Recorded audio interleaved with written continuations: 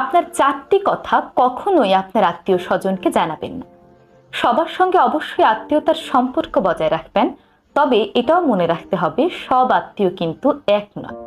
তাই এই 4টি কথা যদি আপনি আপনার আত্মীয়দের জানান তাহলে আপনি বিপদে পড়তে পারেন। 1 নম্বর, আপনার আর্থিক অবস্থার কথা।